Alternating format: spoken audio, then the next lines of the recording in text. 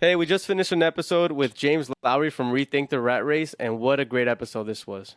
Yeah, it was awesome, man. Like, especially when he spoke about how it only took him 3 years to reach financial independence. And I think it's awesome because in 3 years, he was able to completely shift his life. And now he can do what he loves, such as fitness things like running his first Ironman. Yeah, like it's so cool. Like him and his wife are able to travel Europe and travel the U.S. while still managing all their properties here in the U.S. and their short-term rentals and their long-term rentals. Like that's goals right there as a couple. Like I think that's so cool that they achieved that. Like, what are some key takeaways that you took from this episode, Phil? I think the main key takeaway is that number one, in 3 years, they're able to reach financial independence. So it's possible to get there really quickly. But at the same time, not every investment was a perfect one. He mentioned that one of his first properties that he was hardly cash flowing from, or if he was, and there was an issue at the property and he had to pay out of pocket for it, then he would pretty much be in the negative. And so that is really good to hear because that takes a lot of pressure off of anyone who's investing in that you don't have to be perfect at everything you do. That as long as you're investing consistently for the long term, that's a key thing that everything will work out.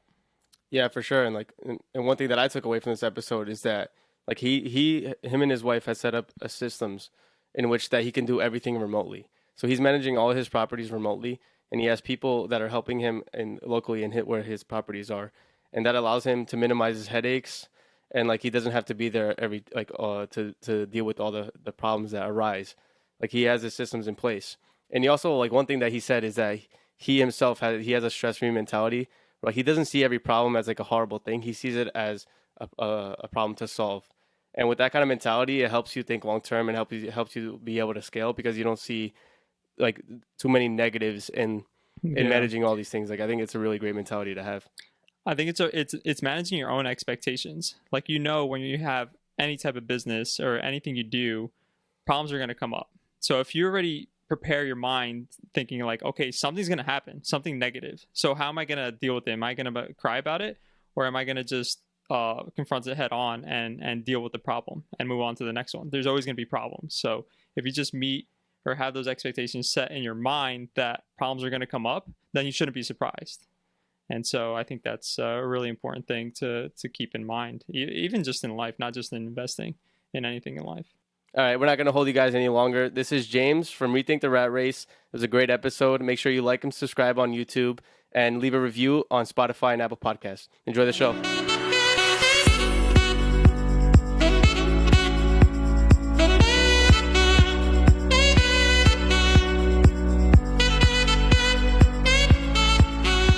Welcome back to the Curious Investor Podcast. My name is Paulino Marquez, and I'm joined here with my co-host Philip Costa. We're super excited today. We're interviewing James from Rethink the Rat Race and dig into his amazing story about how him and his wife reached financial independence in their 20s. Thanks for coming on, James. We really appreciate you being here. Yeah, thanks for having me, guys. Absolutely, yeah. So why don't you give a little bit of background about yourself and bring us to speed with where you are now and what you guys are doing. Okay, yeah. So right now we're actually, I am working on a property that we're renovating, turning into a short-term rental. My wife is actually at the beach. She spent like the last month traveling, going and doing stuff, and some of it's been for fun, some of it's been for family, stuff like that. But that's where we currently are. So we next week will actually be my 3rd year anniversary of not having a job. So I'm pretty excited about that. That's awesome, man. Yeah. And so I guess going back a little bit from there, where do you first find out about financial independence? Because for a lot of people, that's not something that's talked about too much when you're growing up, and it's really something that you discover. So can you just elaborate a little bit on how you found it? Yeah, absolutely. So I will say that when I was growing up, so we grew up very poor. My parents are deaf, which means I'm a coda, so my first language is sign language. And so I have a very similar mindset as like a lot of first generation immigrants who are having to translate for their parents and things like that. And so to me, in my mind, I thought growing up, like I would hear about like 401k or IRA, and I thought that I didn't have access to this information because my parents were deaf, and I thought that this was something that families talked about, but it wasn't. And so I was naturally curious about that kind of stuff to begin with because I thought that it was something that I should know about and no one was talking about. But it turns out nobody was ever talking about it. No other families were talking about it either. So yeah, I wasn't really behind, but I felt like I was.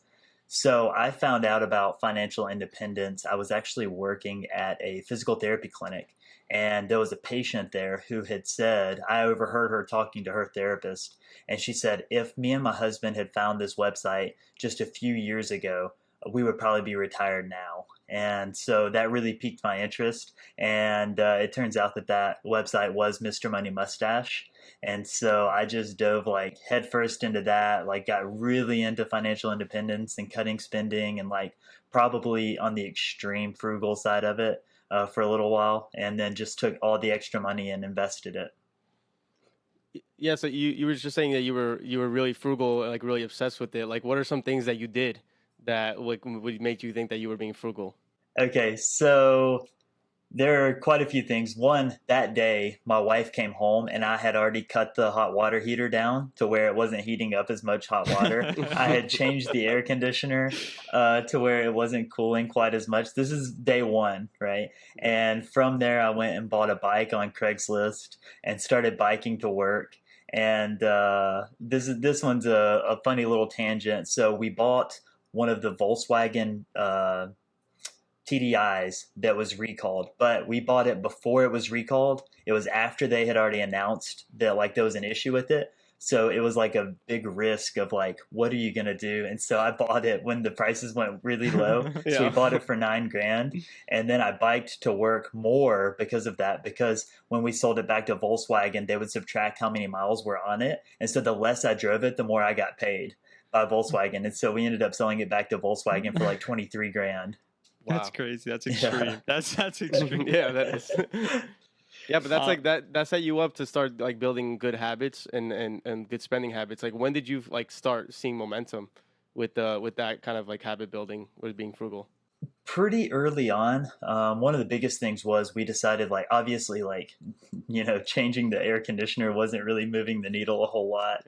And so we ended up moving out of a condo. And once I got my wife on board, really, is when, like, both of us, like, were really, like, our goals were aligned on what we wanted to do and, like, our futures. And so we ended up moving from a fancy condo in a nice part of town to one, like, just as far from work, but just on the other side. And it just wasn't as nice. It's not like run down or anything. It's just not as nice. And it was less than a third of the price. Oh wow! So, going back to how you got your spouse on board, we know that's a big challenge for many couples. Or there's this one visionary person who really wants to cut costs by 50%, and they're talking about quitting their job in 3 years. It just seems crazy, right? So, how are you able to get your wife or significant other on board at that time? Yeah, so at first I did not do it the way that I should. I will preface it by that. Like I'll say, she came home and I just like bombarded her with all this information because I'm really like gung ho about things, and so I took a step back and started living by example. So I started biking to work. I was bringing my lunch to work, and we had cars. We had 3 cars, I think, at the time, and so I'm biking to work for pretty much no good reason. And in the afternoons we would go on walks, and essentially like she wasn't very happy at her job, and that was really the big thing. Was I said, if you get on board, like you can quit your job in 5 years, and it ended up being 3. So Yeah, it's finding that motivation factor, right? When someone either at work or something, happens within their family, and you don't have the money to help out. It's usually like those harsh situations that make people realize, hey, I need to take a big step or a different path. And yeah, so just talking a little bit more about financial independence, I'd like to talk about how you reached it. What were the steps you took each year to reach that goal? Because you said you did it in 3 years, right? That's pretty. right. That's insane. So, Yeah. could you just explain to us how you did that from year 1 to year 3? Yeah, so like I'd mentioned, we moved from one condo to another condo, and we had bought that one with the sole purpose of living in it for a year and then moving out of it and renting it out. And so like the original kind of house hack. And from there, we cut spending every way that we could, honestly. Like we sold the Volkswagen and bought like a really shitty car. And we drove the shitty cars forever and then like quit going out to eat as much, but we were still traveling. We were doing like travel hacking and stuff to try to minimize the spending on that. But the big things, housing, transportation, and food, like we had cut those to the bone, and we ended up buying a house with a mother-in-law apartment off of it. We lived in the mother-in-law and rented out the house. And so at that point, we were living for free, and all of the extra money could go towards investing, and particularly in real estate. We were maxing out our IRA and 401k, but every dollar after that pretty much went into real estate because we were really focused on that. It feels like you have so much more control. I can renovate a kitchen, and I can, change a bathroom, and I can paint the whole place, and I can do all these things. I can't control what Elon Musk tweets or, who hits their earning goals or who doesn't. And so it feels like there's more control available. Yeah, absolutely. And that's kind of a reason why a lot of people that build wealth go into real estate and people are very scared of the stock market. Something that I'm starting to learn now, especially through this podcast, speaking to people like you, is that like real estate is something that really holds ground throughout time, and like you have control over this asset, and as long as you maintain it and it has positive cash flow, that it's a really good investment. And so that leads up to my question: is that like how did you finance that first property, and how did you start building your portfolio after that? So Yeah. like you said that you were essentially house hacking with that condo that you were talking about with the mother-in-law. How did you start building the rest of your portfolio? So I will say, I know that real estate gets like sung up a lot, but your index fund will never call you and tell you that they're not going to be late on rent that month or something like that. That's a But good point. yeah, but That's a good point. how I financed. So we actually did it all like through our personal incomes, and all the properties are in our personal names. And so after the first one, we actually talked with a mortgage broker and told her specifically, like, we're looking to get 10 properties in 10 years, right? Or less, 10 properties in 5 years. And so at that point, she knew that she had to be strategic with putting some of the properties in my name, some of the properties in my wife's name, so that each of our incomes were qualifying for them. We're both on the deeds, but once you get into more than 5 or more than 10, really, the criteria becomes a lot more strict on Fannie Mae and Freddie Mac. Yeah, so let me dive into that a little bit. So you went to the mortgage broker and you spoke to her about a plan that you were trying to accomplish. Like you told her that you were, hey, listen, I want to have 10 homes in 5 years. I want to be financially independent. How do I get there?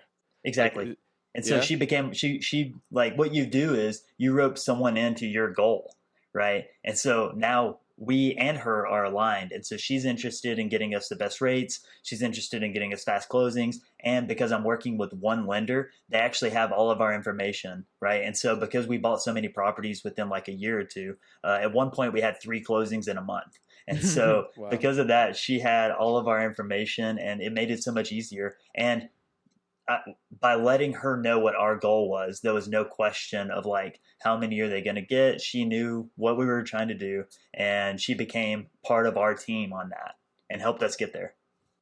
Okay, that's awesome. And so year one, where are you at this point?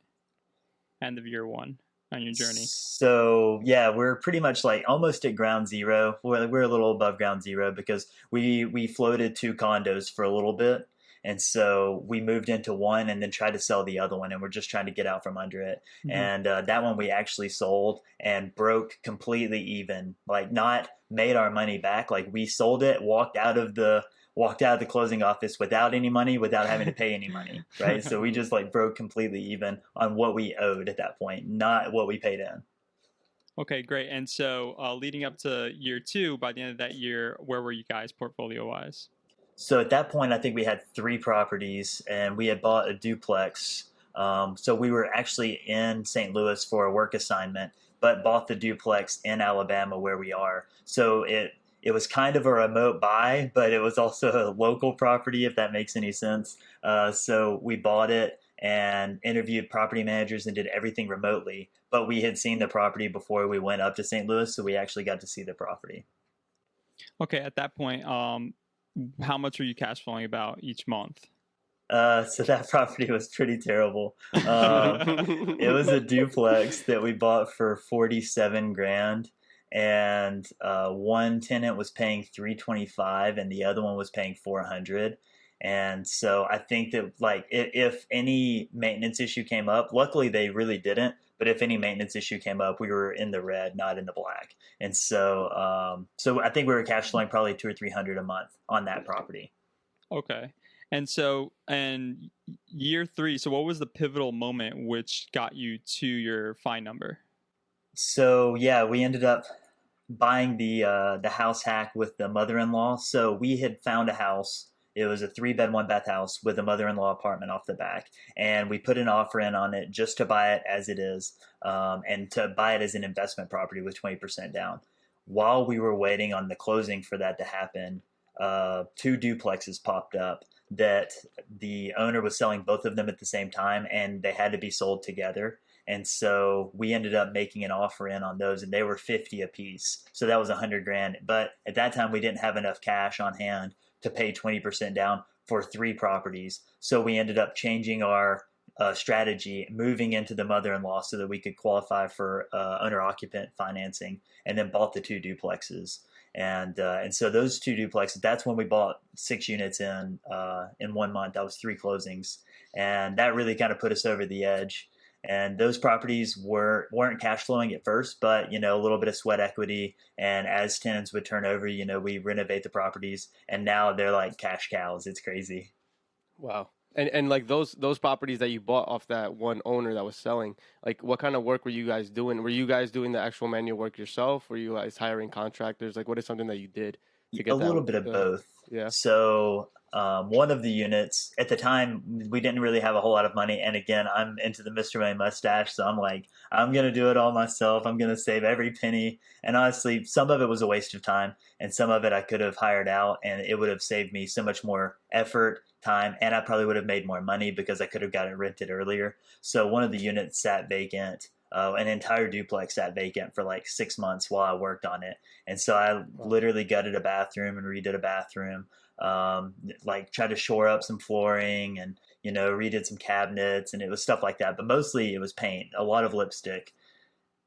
Okay, cool. And then, so at this point you have 6 units, right? Yeah, so we bought 6 in 1 month. So at that point, that put us at 9 units, I think. 9. Okay, Yeah. great. And so at that point, you were able to reach financial independence, or were there still more to come? There were more to come, but we had reached our number realistically with that. Okay, awesome.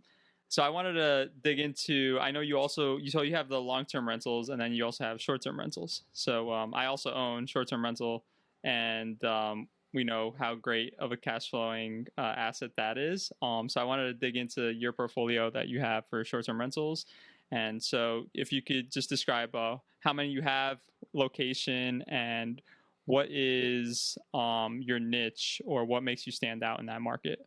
So yeah, so most of our properties we actually already owned, and then we converted them into short-term rentals after like a tenant had decided to move out. So for instance, the first one, we were getting ready, like we had already turned in our notice, we had quit our jobs, we were getting ready to move to Europe, and we had a long-term tenant that had turned in their notice.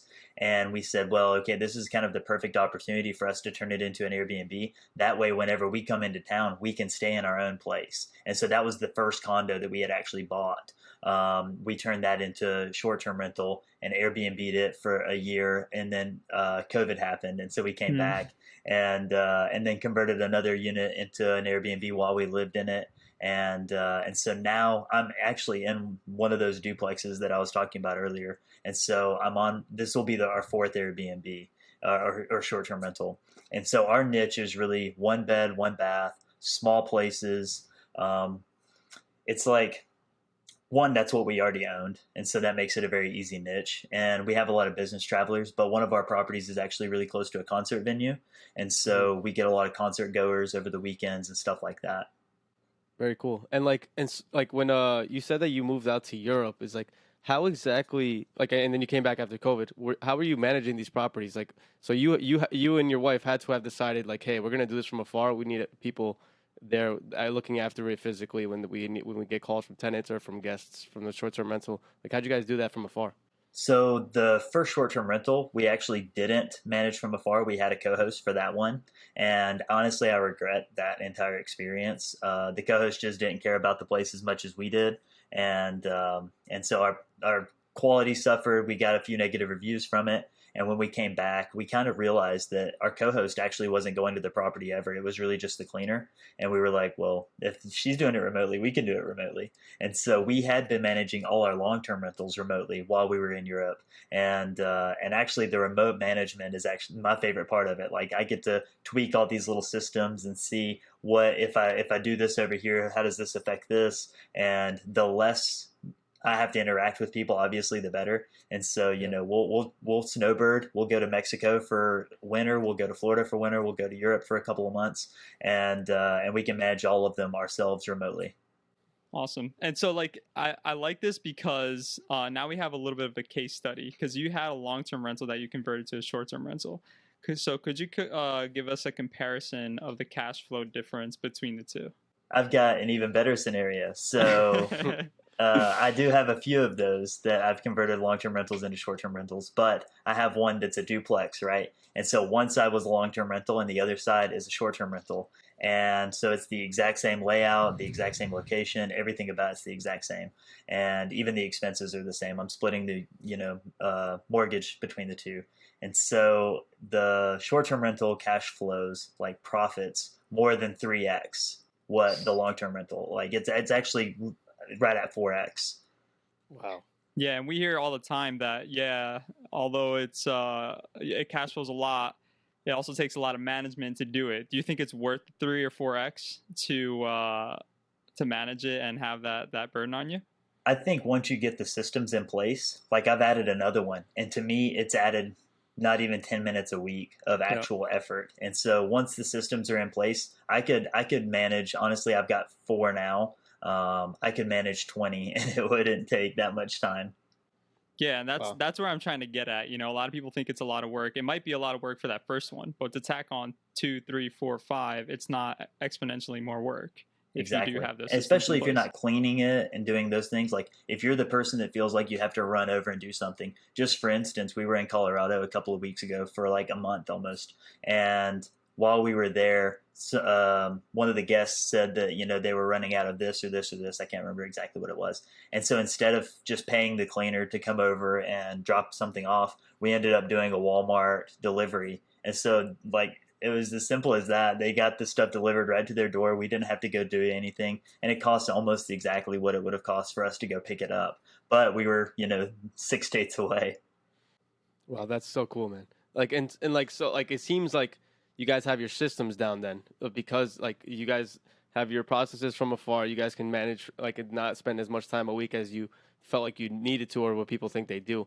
Like what is a one of a challenge that you could face with the short term rentals? Like what's something that is actually harder than you thought?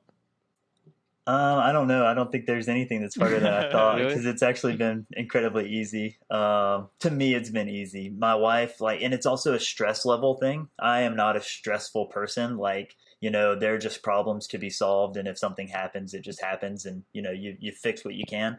And so there are some people that would lie awake at night wondering, what's happening in with their place, or like I've got a guest that I messaged, a few days ago asking them how their stay is going, and they haven't responded. There are some people that would drive by, and I'm like, I don't care at all. The property will be fine. I'm trying to think of something specifically that I've had an issue with because I'm sure that there has been something. Um,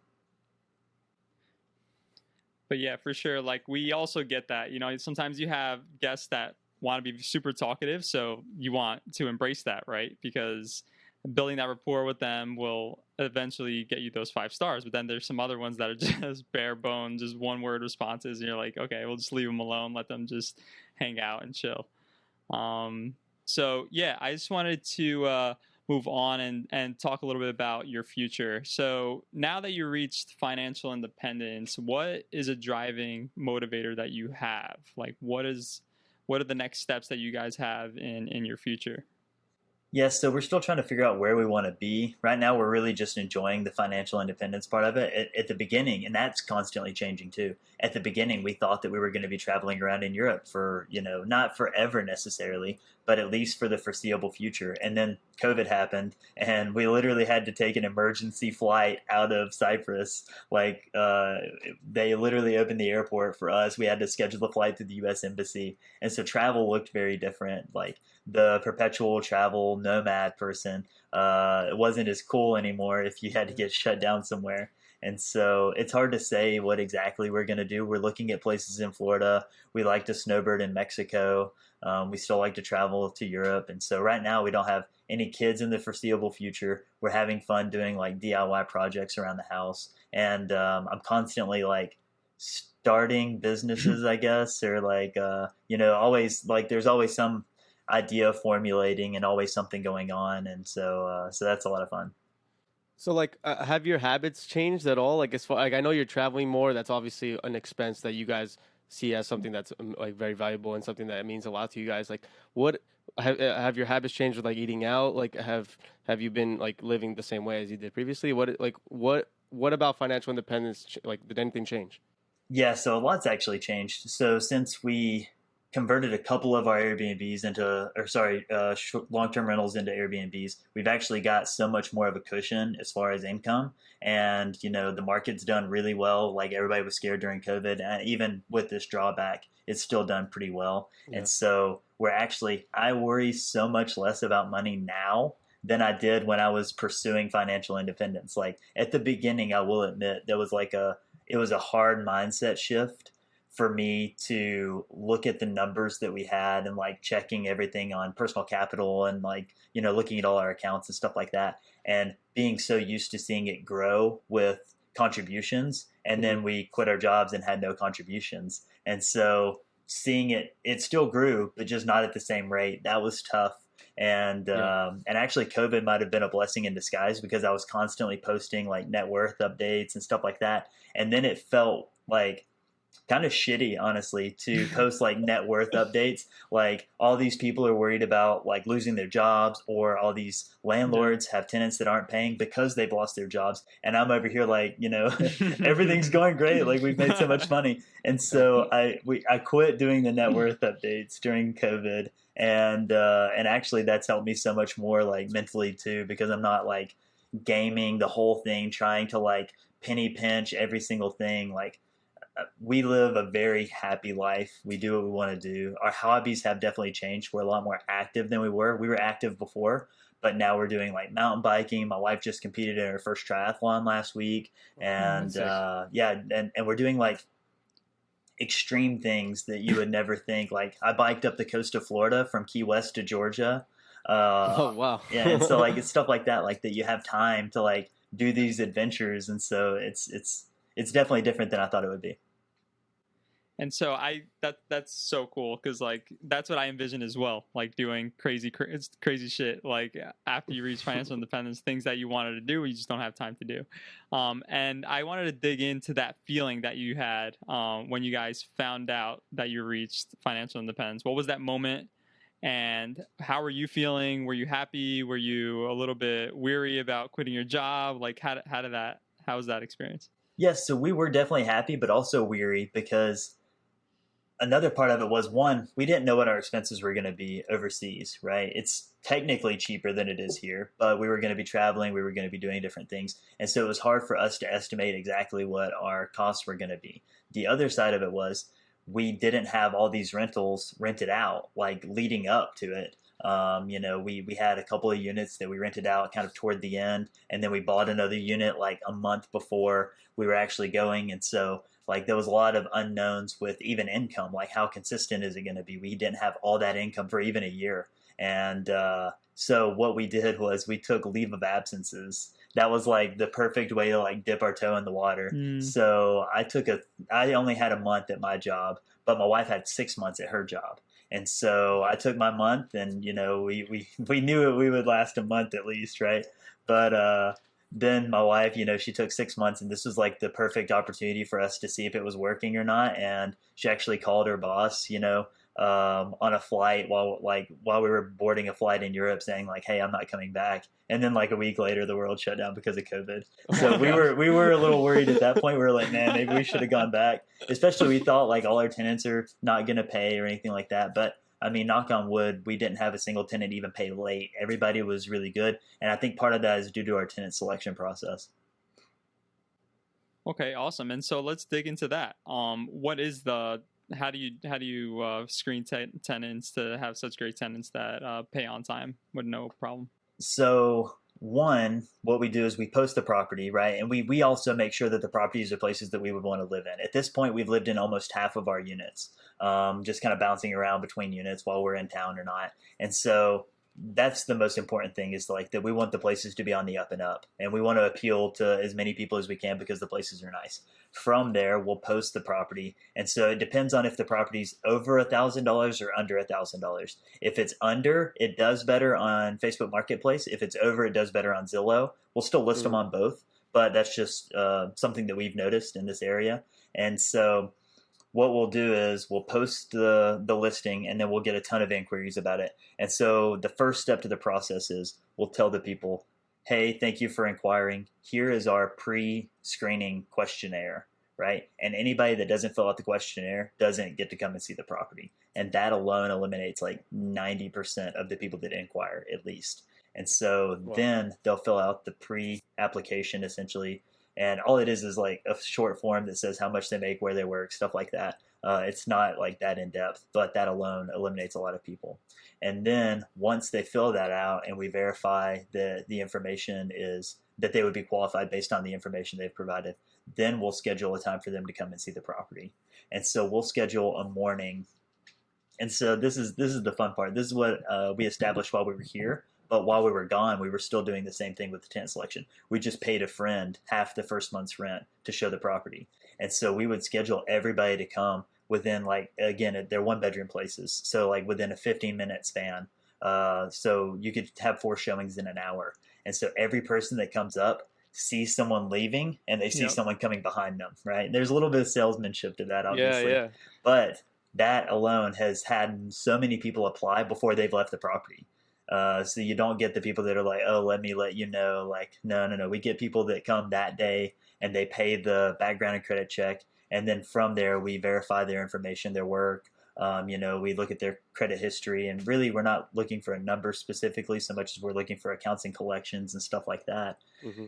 And then from there, like while they're actually viewing the property, we explain to them like the process essentially. Like we use apartments.com. At one point it was Cozy. And so they submit all maintenance requests on there, and they're not to contact us directly, unless it's an emergency. And we've had to start clarifying what an emergency is, because some people will call you for nothing.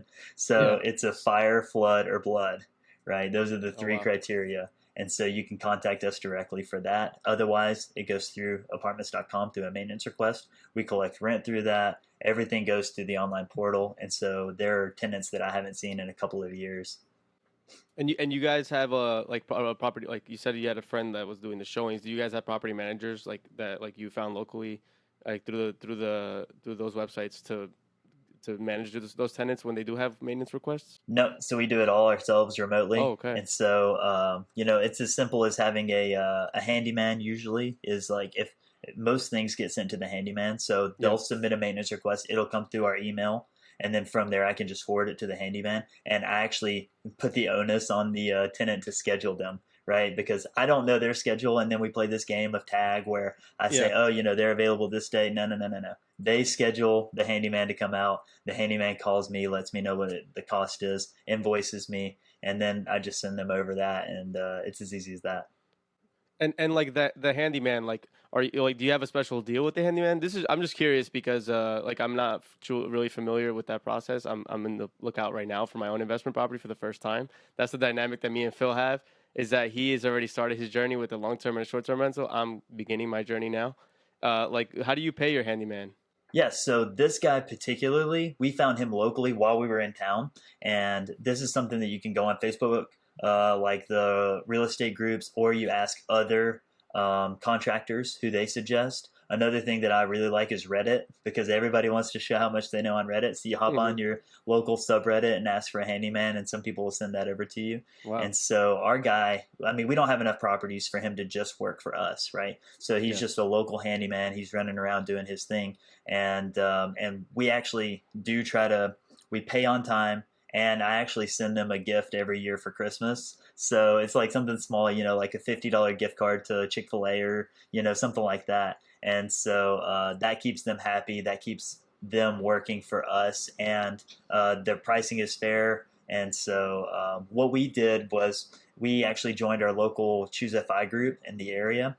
And we have a spreadsheet that they can add people to. And so there's like a hierarchy of people. So, you know, the third best plumber is the third person down. And, you know, if someone doesn't show up on time, or if, you know, they do shoddy work, then they get moved down the list or taken off entirely. And so it's actually a compilation from other people in the area.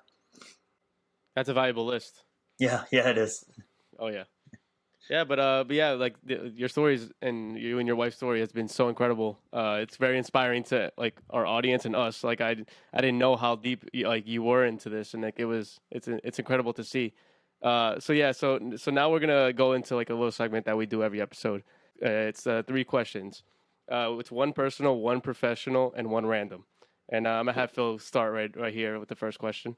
Yeah. So for the personal one, it's what habit or trait are you working on currently to get better at? I'm actually trying to stretch more, which sounds like so silly. Here. But Same here. I'm like completely inflexible, and I've decided important. I'm going to do an Ironman early next year. Oh, wow. And so I'm starting to run. I'm starting to bike. I'm actually in the process of working on a sleeve tattoo, and so I can't swim for like the next few months, essentially, because I'm going every few weeks. And so swimming's going to be the hardest part. But so because of that, I'm trying to establish a cardio routine and stretching every day.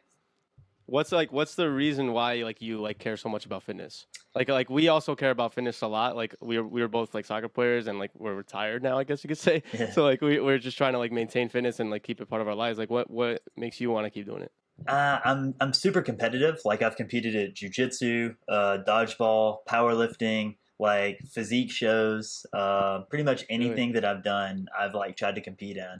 And so that's a big part of it. But my dad actually passed away when I was a kid, when I was 12, from unmanaged diabetes. He was like super overweight, and then he was super underweight, and he just like didn't take control of his health essentially. And so I've kind of run the gambit on that. He's on one side, but then on the other side, I have a great uncle that lived to 109. And so it's like, I don't know where I'm going to fall on that spectrum, but I definitely want it to be, obviously, if I can, I don't want to necessarily be 109, but if I can be fit and healthy until I hit, you know, a certain age, then that's the goal. And so really longevity is now like kind of coming into play. People don't value that enough, man.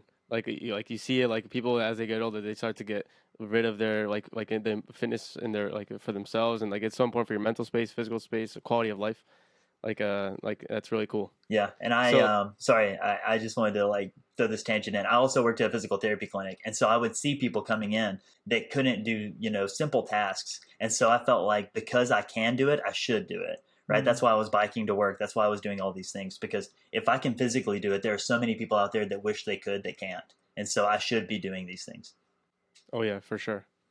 Yeah. So on to the next question. So this is a professional question. Is where do you see yourself professionally? Like you don't have a job, but this like as far as like your own projects and your own stuff in the next 5 to 10 years. Oof, that's tough. I don't know, honestly. We're still looking at buying properties, like, and we've bought a couple over the past couple of years, even though we've been jobless. The financing looks different, so we're buying them with cash mostly. And so I foresee us having, you know, somewhere between 10 and 15 properties, and maybe living in Florida full time. I don't really know. I don't necessarily want to be there full time is the problem. Like, it's really nice during the winter, but during the summer, I'd much rather go somewhere that's like better. Yeah, so I don't know. It's tough. Yeah. And what's the draw for you in going to Florida? So there's a town there. It's called Tarpon Springs, And Tarpon Springs is the Greek capital of the U.S., essentially, right? They have the most per capita Greeks. And so my wife is Cypriot, so we're trying to learn Greek. Her dad is Greek. Her grandparents live over there, and so we just like really love Greece is part of it. And so they have like street signs in Greek. All the restaurants there are in Greek. Like there are people there that don't speak English, which is pretty crazy. And so that is a big draw to us. It's also on the water. And so there's actually a bike path that goes from Tarpon Springs down to St. Pete Beach, which is like 50 miles. And so it's like a protected bike path the whole way. And so like everybody's outside, everybody's active. It's just like small town feel, but there's a lot to do. Yeah, it's awesome. Like to maintain that culture that you've had in the past in your family generations. That's really cool. And so the last question is a random one. It's a little quirky one. It's if you could be an animal, which animal would you be and why? Okay. I would be a dolphin. Okay. Oh, really? Okay. Yeah. Interesting. So, Why so? one, I haven't explored underwater enough. I'm not a great swimmer, right? So just conceptually, like being able to swim, and they always seem very playful. They're always like with their pack. And if they stick together, they don't really have a lot of predators, not natural predators at least. And so that's why I think I would be a dolphin. I just think that like, I don't know, the humor of it, like one being able to explore underwater, like that would be super cool. You can like jump that out of answer. water once in a while as Yeah, well too. exactly. And everybody loves you, right? Like no one's like scared to see a dolphin. Yeah, for real. They like to pet dolphins. They're not afraid, and like, and they're all very intelligent. Like they say, the dolphin is like the most intelligent animal in the sea. Yeah. So like that's really cool. But yeah, man. Like this has been an absolute pleasure. Like we really appreciate you coming on the show, and yeah, like if please tell the audience where they can find you and your wife and all the projects that you guys got going on online. Yeah, absolutely. So I'm actually in the process of creating a short-term rental remote management course. And so that's coming out in the next few weeks at some point. I'm still like working on it. But for your audience, I can do a little giveaway here. So if you go to rethinktheratrace.com/calculator, that actually has a calculator that you can punch in to see what your long-term rental would make as a short-term rental, and it breaks down all the income and everything like that. And so that's a fun little thing to use. We're actually more active on Instagram at Rethink The Rat Race. We're on all the socials, and we do have that website, but we haven't posted on it in a while. Again, like I said, because of COVID, like we kind of fell off of it, but I think I'm gonna pick it back up. Awesome, man. Yeah. Thank you so much for giving that to our audience, and we appreciate you again for being on. And yeah, have a good one. I'll talk to you again very soon. Thanks.